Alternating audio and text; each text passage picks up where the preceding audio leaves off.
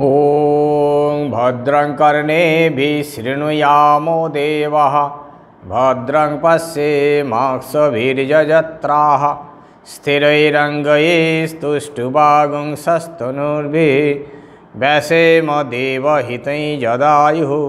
ॐ शान्ति शान्ति शान्तिः।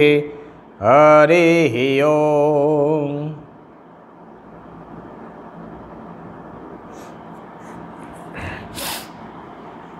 मुंडक उपनिषद द्वितीय मुंडकेर प्रथम खंड। तदेत सत्यम यथा सुदीप्तात् पापकात् विस्फुलिंगः सहस्रश प्रभवन्ते स्वरूपः ततक्षरात् विविधा सौम्य भावा प्रजायन्ते तत्र चैवा पियन्ति। तदेत सत्यम एटी आगेर अध्यायेर आगेर जे मंत्रेर एर पूर्व मंत्रेर साथे संगत रेखे उपनिषद এই কথা বলছেন যে তদ এতৎ সত্যম। আগের মন্ত্রটি ছিল তস্मै স বিদ্যান উপসন্নায় সম্যক প্রশান্ত চিত্তায় সমান্বিতায় যেনাক্ষরম পুরুষং বেদ সত্যম প্রবাচতাম তত্তত ব্রহ্মবিদ্যাম। যে তস্मै স विद्यान से विद्यान अर्थात से आचार्य तस्मै से शिष्य के से जिनी आचार्य निकट ब्रह्मज्ञान लाभेर जन्य समित पानी हुए जाबे प्रशांत चित्त हुए समदम तितिक्षा उपरति श्रद्धा समाधान এই गुण सम्पन्न हुए जे मुमुक्षु ब्रह्म विद्यार जन्य ईश्वर लाभेर जन्य ईश्वर दर्शनेर जन्य भगवत पथे जावार जन्य जेमन आमरा गुरुर काछे जाई भगवानेर नाम पावार जन्य भगवानेर नामेर जे साधन गुरुर काछ थेके लाभ करे सेटी साधनेर द्वारा आमरा भगवानेर काछे जेते पारी पौंछाते पारी। बहु बहु साधक बहु बहु व्यक्ति मुमुक्षु जारा एइभावेई भगवानेर नामेर द्वाराई तारा संसार बंधन थेके मुक्त हयेछेन संसारे पारे जेते पेरेछेन। এই সংসারে যে অশান্তি সেগুলি থেকে অতিক্রম করতে পেরেছেন आसक्ति त्याग करते पेरेछेन। ताई जे एरकम गुणसम्पन्न अर्थात वैराग्य जार हयेछे से संसारी थाक और अरण्येई थाक गृहस्थी होक ब्रह्मचर्य वानप्रस्थी होक और सन्यासी होक यदि तार वैराग्य आसे अर्थात ईश्वर के पावार यदि इच्छा है ईश्वर के जानार यदि इच्छा है अर्थात ईश्वरेर नाम निये यदि ईश्वरेर नाम निये थाकार यदि मनेर तीव्र बासना है ईश्वर छाड़ा जखन आर भालो लागे ना ईश्वरेर नामेई जखन एई शांति पाय मानुष तखन तार वैराग्य है अन्य जिनिस थेके मन सरे एसे ईश्वर के पावार चेष्टा करे। तो एई रकम व्यक्ति के एई रकम मुमुक्षु के एई रकम जिनि शिष्य ताके आचार्य जे यथार्थ जिनि आचार्य तिनि ताके उपदेश देवें अर्थात भगवानेर नाम ताके शोनाबेन ताके मंत्र देवें गुरु मंत्र दान करबेन गुरु मंत्र अर्थात भगवानेर नाम सेई मंत्रटी द्वारा कि तार फल होबे बा मंत्रटिर काज कि मंत्रटी केन आमरा नेब सेटाओ उपनिषद बोलছেন যে জেনাক্ষরং পুরুষং বেদ সত্যম যার দ্বারা যে নামের দ্বারা যে মন্ত্রের দ্বারা গুরুর উপদেশের দ্বারা সেই যে সত্যস্বরূপ যে অক্ষর পুরুষ সবই বিনাশী একমাত্র ভগবান হলেন অবিনাশী অক্ষর সবই অসত্য मिथ्या एकमात्र ঈশ্বরই হলেন সত্য এবং যথার্থ নিত্য। তাই বলেন যে মন্ত্রের দ্বারা সেই সত্যস্বরূপ যে অক্ষর পুরুষ তাকে জানা যায়। আমরাও তাই এই গুরুর কাছ থেকে যে মন্ত্র পেয়েছি সেই মন্ত্রতেই যদি ঠিক কেউ সাধন করতে পারে, গুরুর উপদেশ মতো যদি জীবনযাপন করে সেই মন্ত্রের যদি সাধন করতে পারে, সেই মন্ত্র থেকেই আমাদের ঈশ্বর দর্শন হবে, ভগবত লাভ হবে বা শান্তি পাওয়া যাবে। ওই এক যে মন্ত্র গুরুর কাছ থেকে আমরা যে মন্ত্র পেয়েছি সেটি যদি যথার্থ রূপে আমরা সাধন করতে পারি এবং সেই মন্ত্রটি যদি যথার্থ মন্ত্র হয়, যাত্রার কাছ থেকে পেলে সেই জন্য সেই মন্ত্রে কাজ হয় না। উপযুক্ত গুরুর কাছ থেকে যদি আমরা মন্ত্র পাই এবং সেটা যদি আমি সাধন সহায় তাকে যত্ন সহায় আমি যদি সেই ঠিকভাবে, যেমন একটি বীজ, সেই বীজটি যদি খাঁটি বীজ হয়, বীজটির মধ্যে যদি ভেজাল না থাকে, যথার্থ আম গাছের যদি বীজ হয়, ভালো আম গাছের বীজ হলে ভালো আমই হবে। তো সেই বীজটিকে যদি কেউ যত্ন করে তাকে রোপণ করে তার অঙ্কুর উৎপাদন করে আস্তে আস্তে তাতে জল সেচন করে তারপরে তাকে যেভাবে রক্ষা করা যায়, ঠাকুর বলেছেন বেড়া দিতে হয় চারা অবস্থায়, তো সেইভাবে তাকে সযত্নে রক্ষা করে যদি বেড়া দিয়ে তাকে বড় করা যায়, কালে সেই বীজ থেকেই গাছ অঙ্কুর হয়ে গাছ হয়ে ফুল হয়ে ফল হবে। তাই রামপ্রসাদ বলছেন, এমন সোনার জমিন রইল পতিত, আবাদ করলে ফলতো সোনা, মন রে কৃষি কাজ জানো না। আমরা সেইভাবে কাজ জানি না, চাষ সেভাবে আবাদ করতে পারি না, তাই সোনা ফলাতে পারছি না। তাই যদি ঠিকভাবে তাকে পরিচর্যা করা যায়, তাহলে যদি উপযুক্ত গুরুর কাছ থেকে যে মন্ত্র পাওয়া যায় তার ফল অবশ্যম্ভাবী। তাই বলছেন প্রবাচতাং তত্ত্বত ব্রহ্মবিদ্যাম। আর এই রকম শিষ্যকেই উপযুক্ত আধার যদি পায় গুরু, তাকে তত্ত্বত ব্রহ্মবিদ্যাম উবাচ, যথার্থই তাকে এই যে ব্রহ্মবিদ্যা যেটি অর্থাৎ জ্ঞান, আত্মজ্ঞান, বা এটি যদি আমরা অদ্বৈতভাবে ধরি তাহলে স্বরূপ জ্ঞান, তত্ত্বজ্ঞান। আর দ্বৈতভাবে হলে আমি ভক্ত, তিনি ভগবান, ভগবানের স্বরূপ, ভগবানকে আমরা উপলব্ধি করতে পারব। যাতে উপলব্ধি করতে পারব সেই কথাই তিনি গুরু আমাদের উপদেশ দেবেন বা তিনি বলবেন।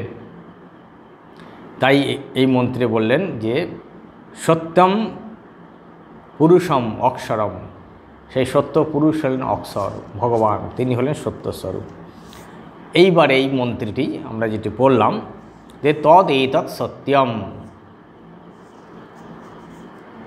তদ সেই ভগবানই হলেন সত্য, এছাড়া আর কিছু সত্য নয়।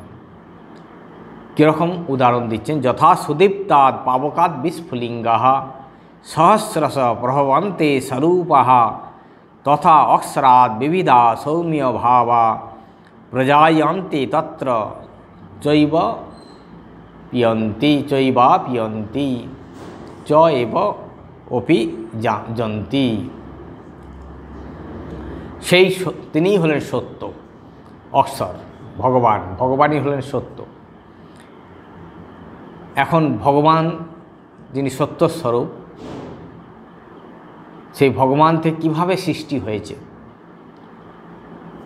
আর যেগুলি সৃষ্টি হয়েছে সেগুলি সত্য না মিথ্যা,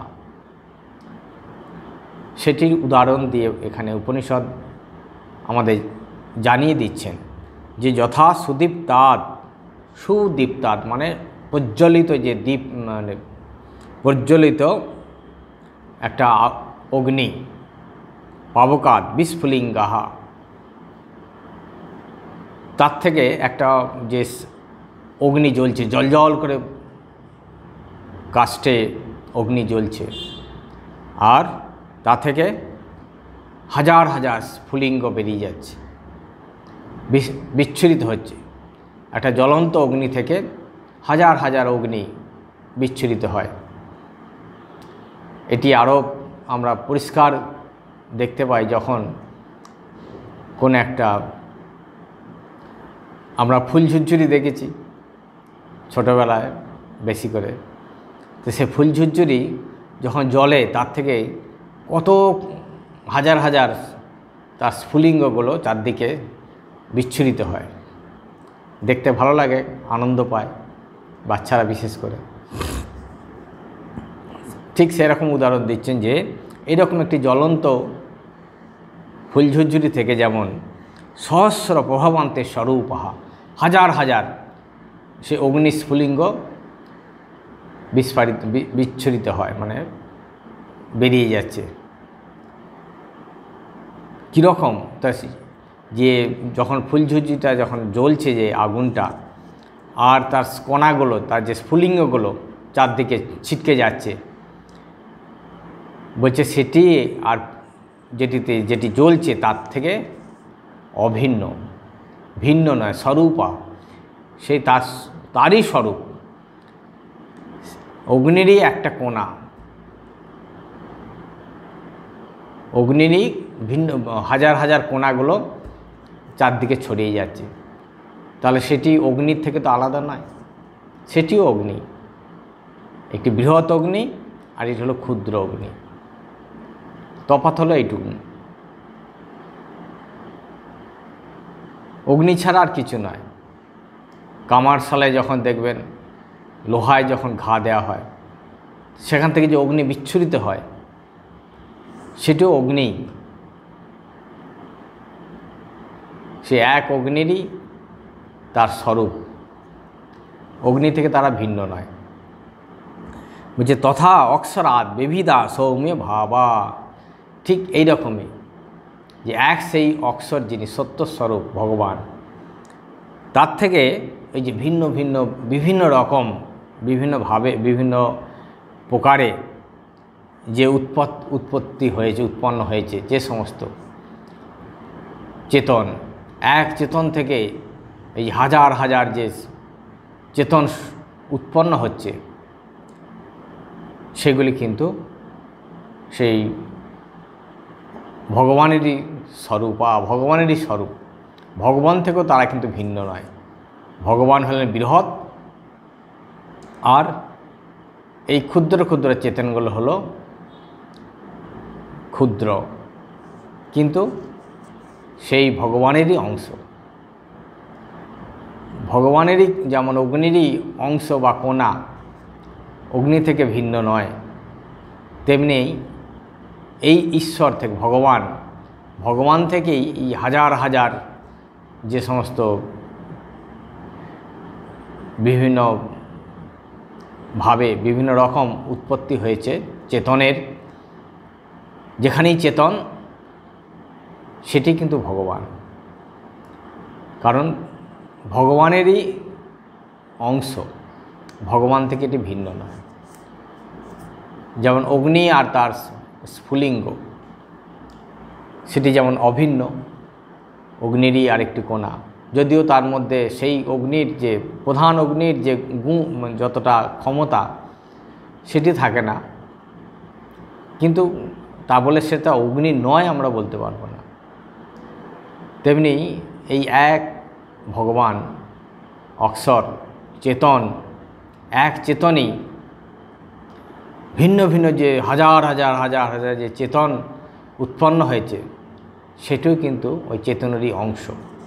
তাই আমরাও ভগবানের অংশ, আমরা ভগবান থেকে ভিন্ন নই।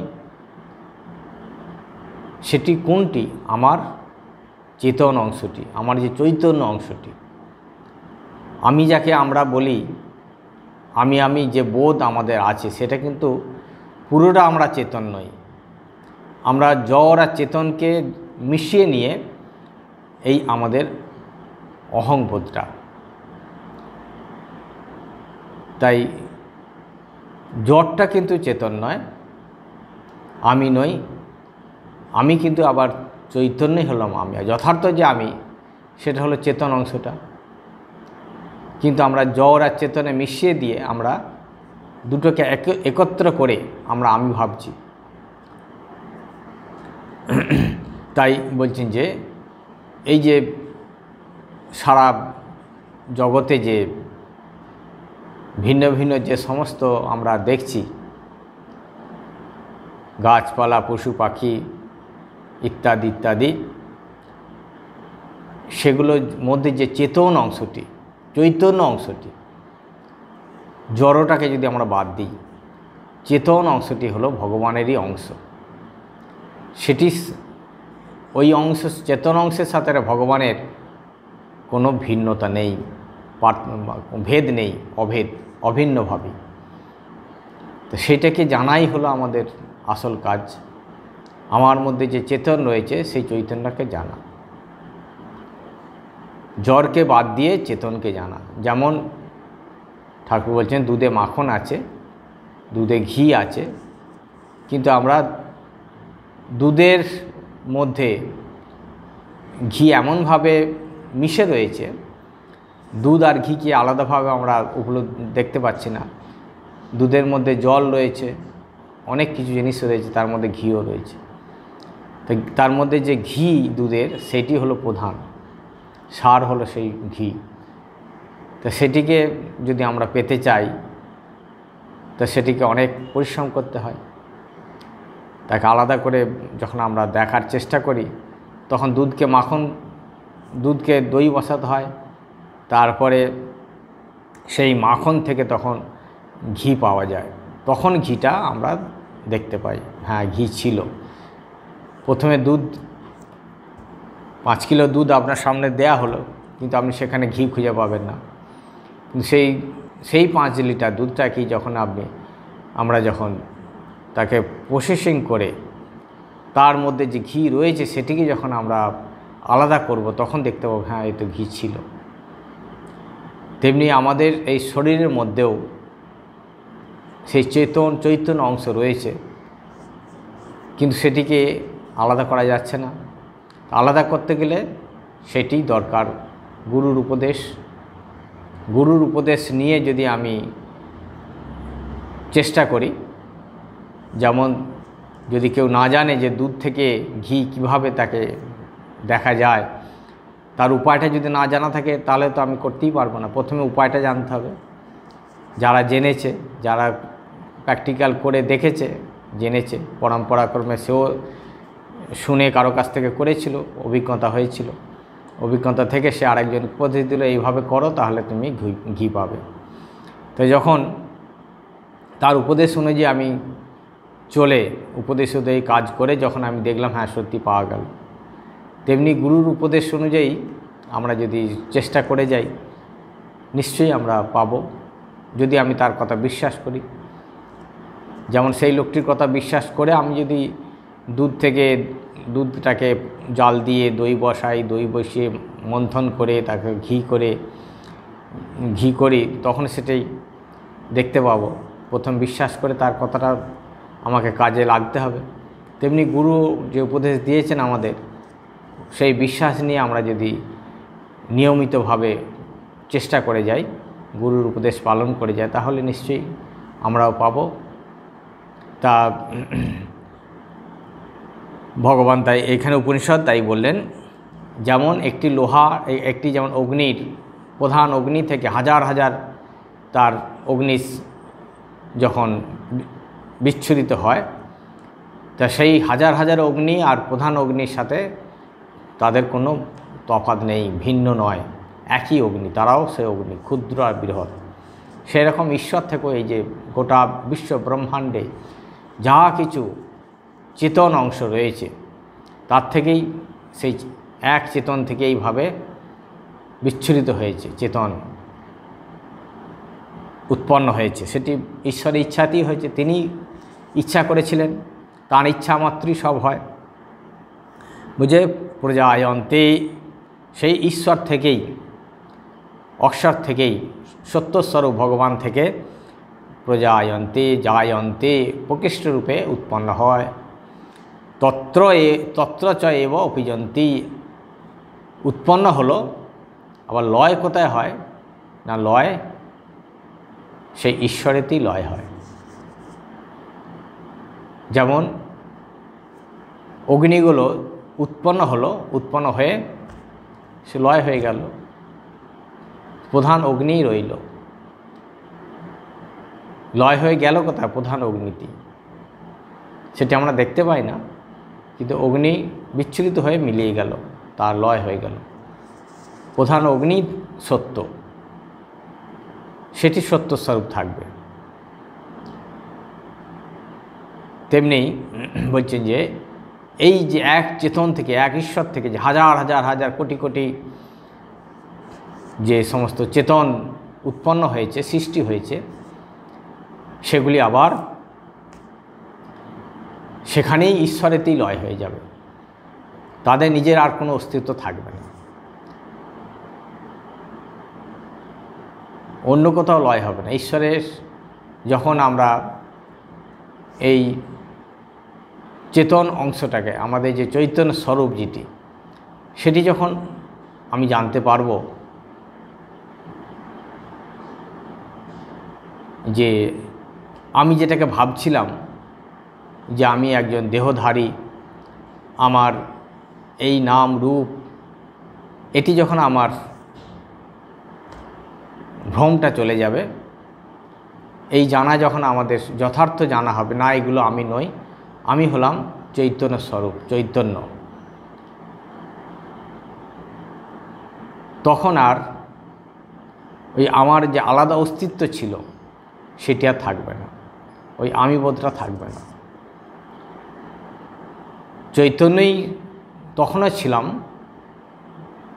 যখন আমি অগ্নির মধ্যে ছিলাম, তখনও চৈতন্য, অর্থাৎ ঈশ্বরের মধ্যে ছিলাম। আবার ঈশ্বর থেকে যখন ঈশ্বর যখন চৈতন্য রূপে প্রকাশিত হচ্ছে, হাজার হাজার চৈতন্য রূপে, তখন সে চৈতন্যই রয়েছে। কিন্তু ওই মাঝখানে অজ্ঞানবশত, ভ্রমবশত আমি যে চৈতন্য স্বরূপ ছিলাম, আমার যে স্বরূপ চৈতন্য বা ঈশ্বর বা ভগবান, যে চৈতন্য স্বরূপ যেটি যথার্থ যে আমি, সেটিকে ভুলে এই জড়ের সাথে মিশে গিয়ে ওই স্বরূপটাকে ভুলে গেলাম, আসল স্বরূপটা, চৈতন্য স্বরূপটা ভুলে আমি নিজেকে এই জড় ভাবতে লাগলাম, দেহধারী ভাবতে লাগলাম। আমি একজন কর্তা ভোক্তা নাম রূপধারী, আমি দেহধারী, এইটি যখন ভ্রমবশত, অজ্ঞানবশত এইটা আমার হলো, তখন আমি নিজের স্বরূপ থেকে চ্যুত হয়ে গেলাম, নিজের স্বরূপ ভুলে গেলাম। নিজের স্বরূপ ভুলে গিয়ে আমি নিজেকে ভাবতে লাগলাম বোধহয় আমি এই দেহধারী, নামরূপাত্মক আমি। কিন্তু যখন আবার এই ভ্রমটা দূর হবে, না আমি এই দেহধারী নই, তখনই আবার আমি চৈতন্য স্বরূপেই মিলিয়ে যাব।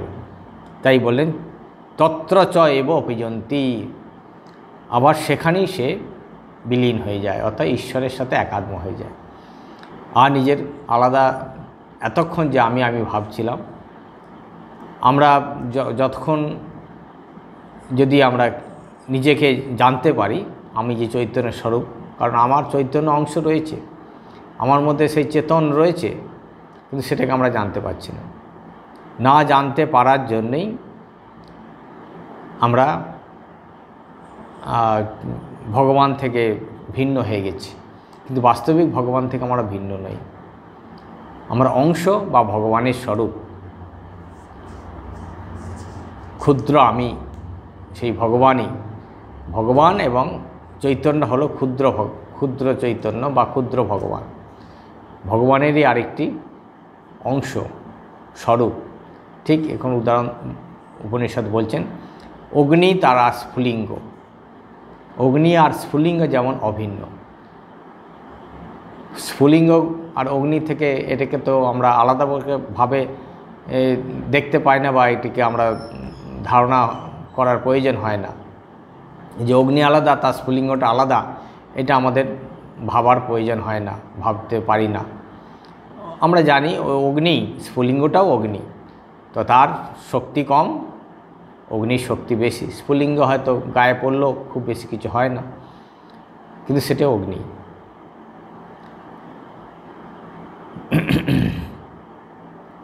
তাই বললেন যে সেই অক্ষর, সেটি হলো সত্য ভগবান, এবং আমরাও সত্য ঈশ্বরূপী। কিন্তু ওই সত্য আর মিথ্যা, সত্যানুকৃতে মিথুনিকৃতে, এই সত্য আর মিথ্যার মধ্যে এমনভাবে মিশ্রিত হয়ে গেছে যে সত্য আর সত্যটা আমরা ভুলে গেছি। সত্য মিথ্যার দ্বারা প্রভাবিত হয়ে মিথ্যাটাই আমাদের কাছে সত্য হয়ে গেছে। অর্থাৎ জড়ের এমন প্রভাব যে চৈতন্য তার জড়ের সাথে একাত্ম হয়ে চৈতন্য জড়ত্ব প্রাপ্ত হয়ে গেছে, যেন জড়ত্ব প্রাপ্ত হয়ে গেছে। এই যে ভ্রম বা অজ্ঞান, সেটি যতক্ষণ না আমার দূর হচ্ছে ততক্ষণ কিন্তু আমরা আমাদের মধ্যে যে চেতন রয়েছে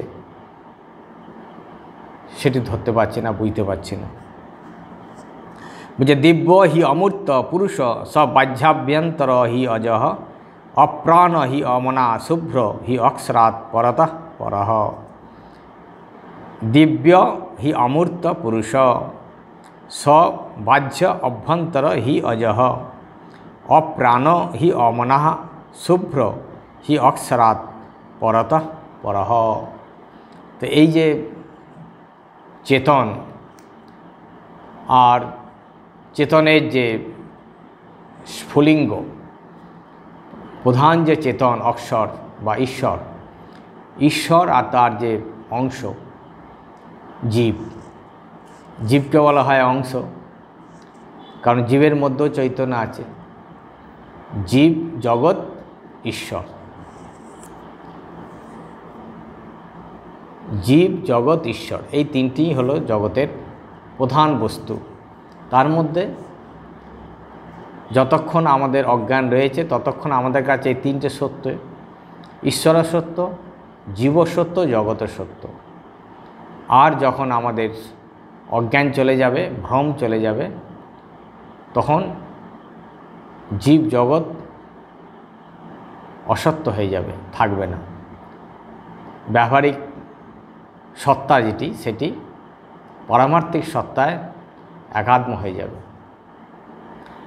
ঈশ্বরই একমাত্র পারমার্থিক সত্য, আর এইগুলো হলো ব্যবহারিক সত্য।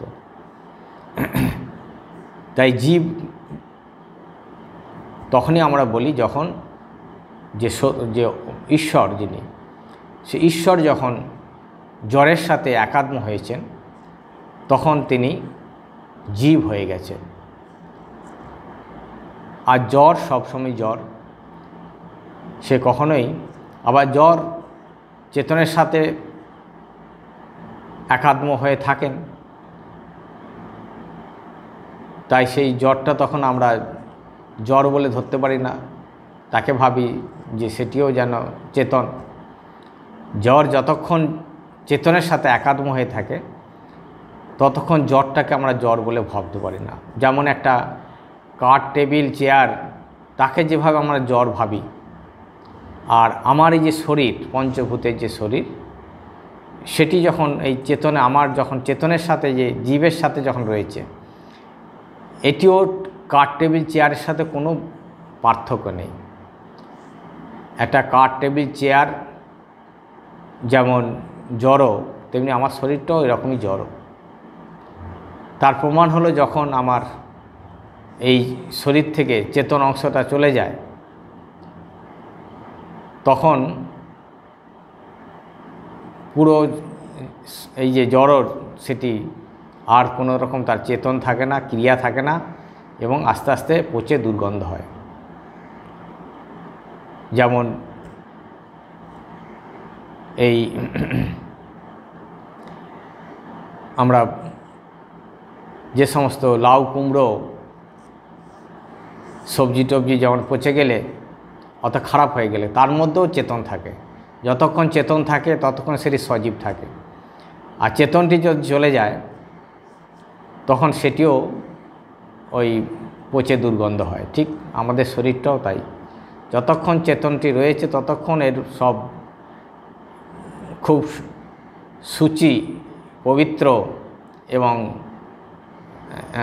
সেটি সবার কাছে আদরণীয়। কিন্তু যখনই এটি চেতন চলে যাবে শরীর থেকে, সেটি আস্তে আস্তে অসুচি অপবিত্র হয়ে দুর্গন্ধ হবে। এই হলো জড়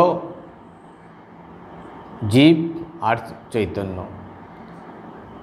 জীবের সাথে তাই জীব হলো শুধু জড় আর চেতনের মিশ্রিত হলো জীব।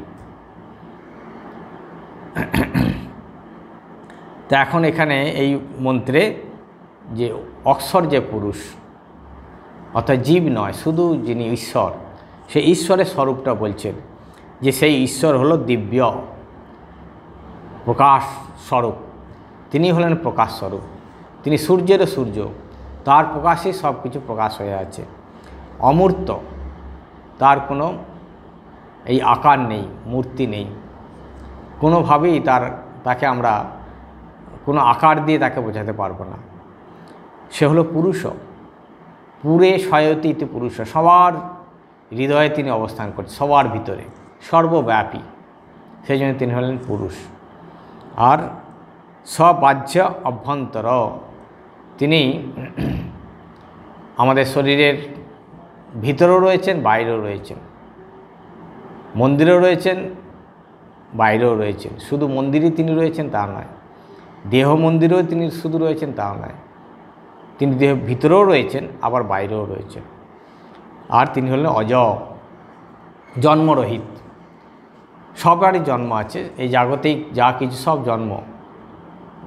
জন্ম পদার্থ উৎপন্ন হয়েছে, একমাত্র ভগবান অজ, জন্মরহিত, অপ্রাণ, তার কোনো প্রাণ নেই, অথচ তিনি সব কিছু করেন, সব কিছু দেখেন। হি অমনা, তার মন নেই, অথচ তিনি সব দেখতে পান, শুনতে পান, চিন্তা করতে পারেন। তিনি শুভ্র, অর্থাৎ শুদ্ধ স্বরূপ, তিনি একমাত্র পবিত্র স্বরূপ। হি অক্ষরাৎ পরতঃ পরঃ, তিনি অক্ষররূপ যে পরব্রহ্ম, অক্ষরাৎ পরতঃ পরঃ। এই যে মায়ারূপ, যে মায়ার থেকেও তিনি শ্রেষ্ঠ, কারণ মায়ারও তিনি অধীশ্বর, মায়াধীশ তিনি। এই যে যিনি সৃষ্টি স্থিতি প্রলয় করছেন,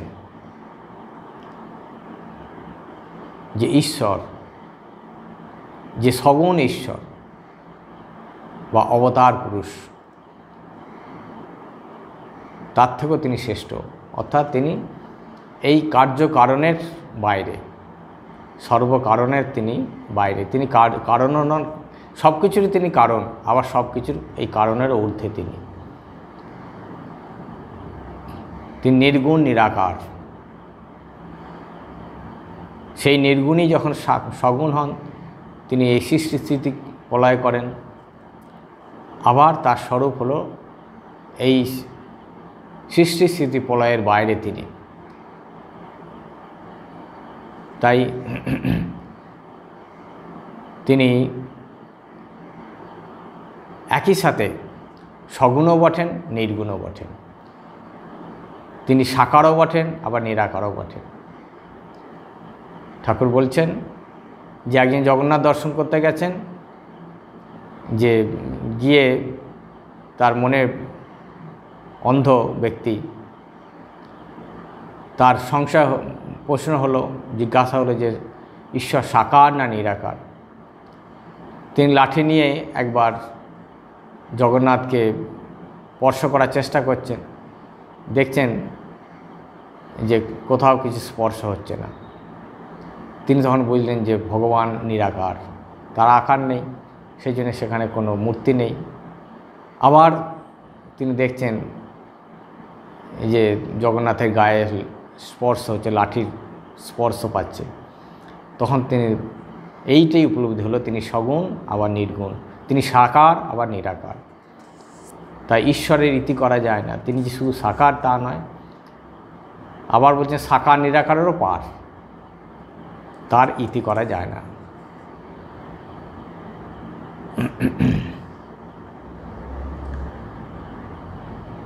তাই ভগবান বারবার তাই আমাদের বলেছেন যে ভগবান ইতি করা যায় না, বা ভগবান যে কি বস্তু তার স্বরূপ ইতি করার প্রয়োজনও নেই। আমাদের যেটুকুন প্রয়োজন, আম খেতে এসেছো আম খাও, ছুরির দোকানে কত মন মদ আছে তোমার তো জানার প্রয়োজন নেই, তোমার এক বোতল মদেই যথেষ্ট। চিনির পাহাড়ে একদানা চিনি নিয়ে গেলেই যথেষ্ট, কত চিনি আছে আমার প্রয়োজন নেই। তাই ঈশ্বরের তিনি সাকার কি নিরাকার বা সাকার নিরাকারে পার, তার স্বরূপের ইতি আমরা করতে যাব না। কেবল আমাদের যেটুকুন প্রয়োজন তাকে ভালোবাসা, তাকে স্মরণ করা, তার নাম গুণগান করা, তার নাম চিন্তার দ্বারা, তাকে স্মরণ মননের দ্বারা আমাদের জীবন সার্থক করা। কারণ আমার এই এক ঘটি জলই যথেষ্ট, তাই পুকুরে কত লিটার জল আছে আমার যেমন জানার প্রয়োজন নেই, সেরকমই ভগবানের স্বরূপ তিনি সাকারই নিরাকার, তার পার, এর ইতি করার প্রয়োজন আমাদের নেই। আমাদের যেটুকু প্রয়োজন, তিনি আমার অন্তরে রয়েছেন, বাইরেও রয়েছেন, সর্বব্যাপী হয়ে রয়েছেন, এবং তিনি সত্য, তিনি শুদ্ধ স্বভাব, পবিত্র স্বভাব। তাকে চিন্তা করে আমার যেটি প্রয়োজন তার নাম গুণগান করে, তাকে প্রার্থনা করতে করে আমাদের এই সংসারের যে অশান্তি, সংসারের যে আসক্তি, দুঃখ কষ্ট, তা থেকে যাতে আমরা উদ্ধার হতে পারি, সেটুকুন আমাদের যদি করতে পারি তাহলেই আমাদের জীবন সার্থক। আর সেটুকুনের জন্য প্রয়োজন এই ভগবানকে চিন্তা করা। ভগবান যেমনই হন, তিনি ভগবান, আমরা তার ভক্ত, তিনি আমার অন্তরে রয়েছেন, বাইরে রয়েছেন, তাকে হৃদয় দিয়ে ভালোবাসা, তাকে আপন করে পাওয়া, তাকে হৃদয়ে রেখে তার স্মরণ মনন করতে করতে তার সাথে একাত্ম হয়ে যাওয়া। এটি যদি আমরা অভ্যাস করি, চেষ্টা করি, তাহলে আমাদের জীবন মধুময় হবে, আমাদের জীবন শান্তিতে আমরা এই ভগবানকে ডাকতে পারব। ভগবানের নাম, ভগবানের গুণ, এই ভগবানের রূপ চিন্তা করে আমরা আনন্দ পাব, ভগবানের কথা বলে আনন্দ পাব, ভগবানের ভগবত বিষয় যা কিছু সেটিতে আমরা আনন্দ পাব। কারণ ভগবান হলেন আমাদের প্রাণের প্রাণ, আত্মার আত্মা। আমরা এখানে শেষ করছি, আবার পরের দিন আমরা এরপর থেকে আরম্ভ করব। ওং শান্তি শান্তি শান্তি। হরি ওং তৎসৎ। শ্রী